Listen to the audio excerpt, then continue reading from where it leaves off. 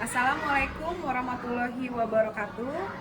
Shalom, Om Swastiastu, Namo Buddhaya, salam kebajikan.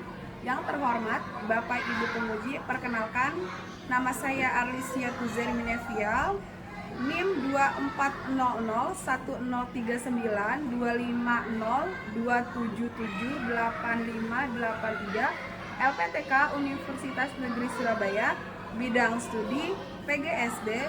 Pada hari ini, Senin 21 Juli 2025, saya akan melaksanakan ujian kinerja di SDN Jati Murni 4 pada mata pelajaran IPAS dengan materi proses fotosintesis. Terima kasih dan selamat menyaksikan. Assalamualaikum anak-anak. Bagaimana kabarnya hari ini? Baik anak-anak, sebelum kita memulai pelajaran, kita sebaiknya berdoa terlebih dahulu. Hari ini berdoanya dipimpin oleh Rizky. Silakan Rizky.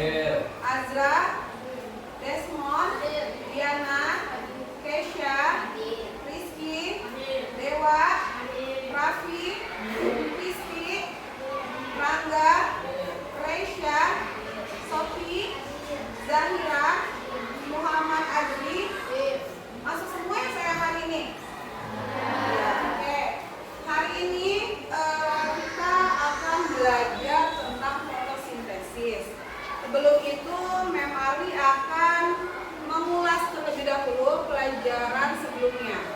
Pelajaran sebelumnya kita membahas tentang bagian tumbuhan. Nah, bagian tumbuhan ada apa aja? Ada akar, ada batang, ada daun. Ya, berarti kalian sudah paham tentang bagian-bagian tumbuhan ya. Baik. Ini Memari akan membacakan terlebih dahulu tujuan pembelajaran kita hari ini.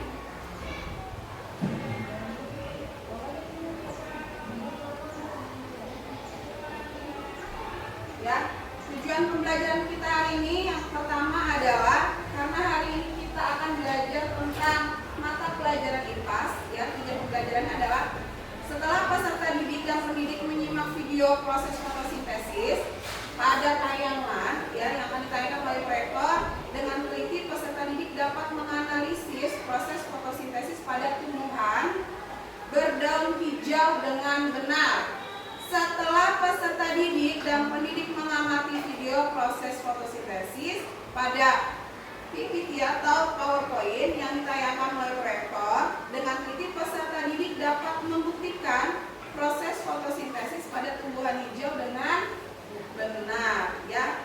Nanti setelah peserta didik melakukan kegiatan percobaan fotosintesis, peserta didik dapat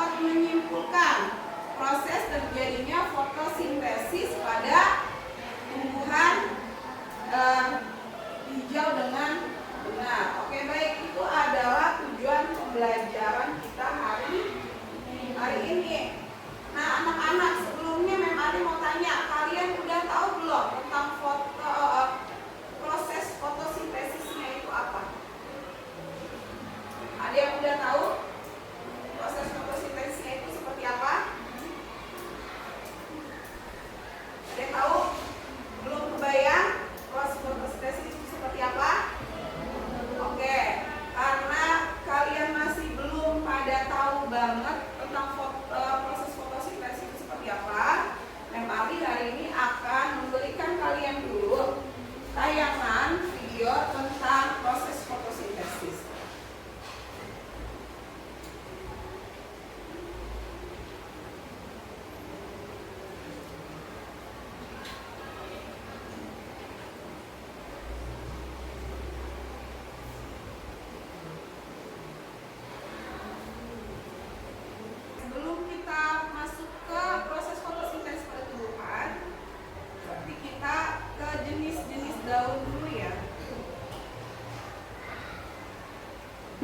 Halo adik-adik, bagaimana kabar kalian semua?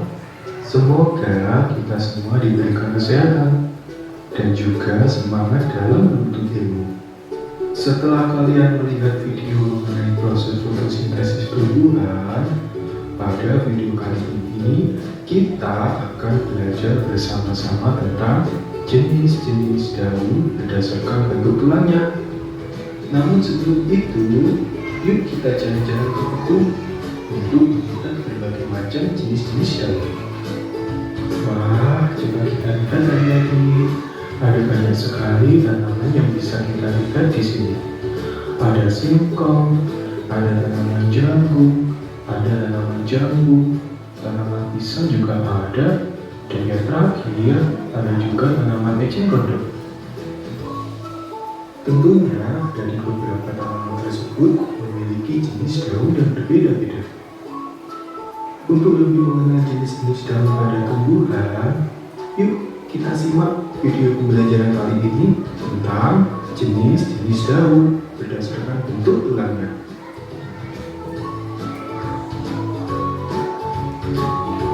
Berdasarkan bentuk tulangnya, daun dibagi menjadi 4 jenis. Yang pertama, daun mirip. Daun ini memiliki struktur tulang mirip, tapi bentuk susunan tulang pada ikat. Daun mirip ini banyak kita jumpai di sekitar kita. Contohnya, daun mangga, daun nangka, daun jambu, dan daun rambutan. Yang kedua, ada daun menjadi. Daun ini memiliki struktur tulang seperti susunan jari-jari pada tangan. Jumlah tulang pada daun ini umumnya yaitu ganjil. Dengan bentuk daun yang tengah memiliki ukuran yang lebih besar dan panjang. Kemudian daun sampingnya semakin mengecil dan mengecil. Yang ketiga, ada daun melengkung. Daun ini memiliki struktur tulang berbentuk seperti garis-garis yang melengkung. Daun ini memiliki sebagian tulang yang besar. Tulang yang paling besar terdapat pada bagian tengah, sedangkan tulang yang lain mengikuti bentuk pada tepian daun. Daun melengkung ini banyak juga kita jumpai di tepian sungai. Contohnya seperti daun sirih, daun ginger, dan daun eceng gondok. Yang keempat, ada daun sejajar. Daun ini memiliki struktur tulang dengan garis lurus yang sejajar. Daun jenis ini memiliki satu tulang yang besar dan terdapat pada bagian tengah daun. Daun ini banyak juga dijumpai pada area pertanian seperti daun jambu, daun beku, dan daun padi, dan beberapa jenis rumputan lainnya. Sekarang kita sudah tahu mengenai jenis-jenis daun berdasarkan bentuk tulangnya. Daun memiliki peran yang sangat penting bagi keberlangsungan hidup manusia dan hewan. Maka dari itu, peran kita sebagai manusia atau makhluk hidup yang paling sempurna adalah untuk selalu menjaga dan melestarikan lingkungan sekitar agar sistem kehidupan tetap berlangsung dengan lancar. Semoga video pembelajaran kali ini dapat bermanfaat. Sampai jumpa di video pembelajaran lainnya. Jangan Oke, itu adalah macam-macam atau jenis-jenis daun. Nah, sekarang barulah kita memulai dengan proses fotosintesis. Baik, kita simak terlebih dahulu. Dan tumbuhan beserta dengan fungsinya. Pada video kali ini, kita akan belajar tentang proses fotosintesis pada tumbuhan. Wah, apakah kalian tahu? Kita sedang berada di mana? Ya, benar. Kita sedang berada di hutan. Wah, pohonnya sangat besar dan rimbun. Tentunya, udara di sini juga sangat sejuk. Apakah kalian tahu bahwa Indonesia memiliki hutan yang sangat banyak? Dari beribu-ribu pulau di Indonesia, tersebar pula hutan-hutan di Indonesia dari Sabang hingga Merauke. Karena inilah yang menjadikan Indonesia sebagai negara yang memiliki hutan terluas ketiga di dunia. Selain itu, Indonesia juga dijuluki sebagai salah satu negara yang menjadi paru-paru dunia. Lalu, kenapa dengan banyaknya hutan dan pepohonan dapat menunjang kelangsungan hidup di muka bumi ini? Untuk menjawab pertanyaan itu, yuk kita belajar bersama-sama mengenai proses fotosintesis pada tumbuhan. Tumbuhan tidak dapat makan seperti yang manusia lakukan. Contohnya, makan bakso, soto, ataupun pizza yang kalian sukai. Tumbuhan memiliki sistem pencernaan yang berbeda dengan manusia ataupun hewan yang memiliki mulut, lambung, atau sistem pencernaan yang lain. Tumbuhan dapat membuat makanannya sendiri dengan bantuan energi matahari. Lalu, apa saja bahan-bahan yang diperlukan tumbuhan untuk memasak makanannya? Tumbuhan memasak makanannya sendiri dengan menggunakan air, karbon dioksida, dan energi cahaya matahari. Akar pada tumbuhan yang berfungsi menyerap air dan mineral dari dalam tanah diangkut melalui batang hingga sampai ke daun. Pada daun inilah terjadi proses memasak makanan. Kemudian ada karbon dioksida. Karbon dioksida menjadi salah satu bahan yang penting dalam pembuatan makanan. Karbon dioksida banyak dikeluarkan oleh manusia dan hewan yang kemudian diserap oleh daun melalui pori-pori. Pori-pori kecil yang ada di daun inilah yang disebut dengan stomata. Stomata ini terletak pada bawah daun. Di dalam daun juga terdapat zat hijau daun atau yang disebut dengan klorofil. Klorofil ini berfungsi untuk menangkap sinar matahari, kemudian menggunakannya untuk mengubah air dan karbon dioksida menjadi zat gula dan oksigen. Proses inilah yang disebut dengan proses fotosintesis. Hasil dari proses fotosintesis ini adalah zat gula dan oksigen. Zat gula digunakan oleh tumbuhan untuk memenuhi kebutuhan makanan pada tumbuhan. Lalu, oksigen akan disebarkan ke udara bebas melalui stomata, dan udara tersebutlah yang biasa kita hirup setiap waktu. Sekarang kita sudah tahu bagaimana proses fotosintesis pada tumbuhan yang mempunyai peran sangat penting bagi keberlangsungan hidup manusia dan juga hewan. Kita tidak bisa hidup tanpa adanya tumbuhan. Semua makanan yang kita makan dan udara segar yang kita hirup berasal dari tumbuhan. Maka dari itu, peran kita sebagai manusia atau makhluk hidup yang paling sempurna sempurna adalah untuk menjaga dan melestarikan lingkungan, serta agar sistem kehidupan tetap berlangsung dengan lancar. Semoga video pembelajaran kali ini dapat bermanfaat. Sampai jumpa di video pembelajaran lainnya. Jangan lupa. Oke sayang, tadi kita udah menyimak ya. Jadi di sini itu ada yang namanya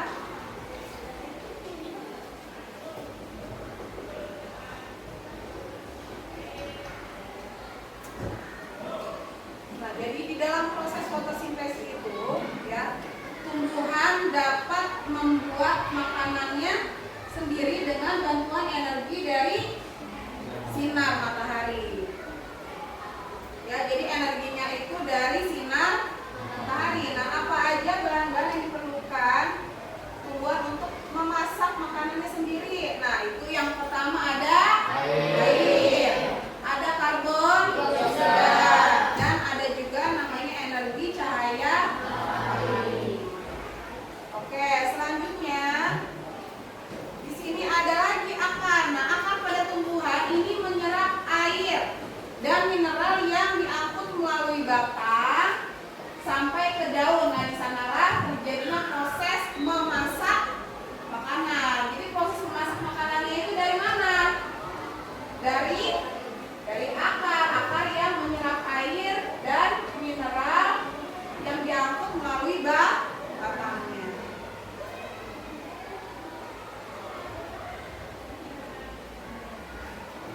Nah, selanjutnya di sini ada karbon dioksida.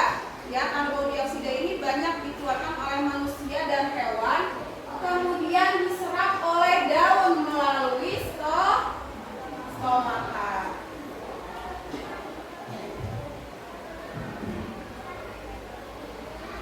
Selanjutnya di sini ada yang namanya klorofil yang berfungsi sebagai mesin khusus pada daun untuk menangkap sinar matahari, kemudian menggunakannya untuk mengubah air dan karbon dioksida menjadi zat gula dan oksigen.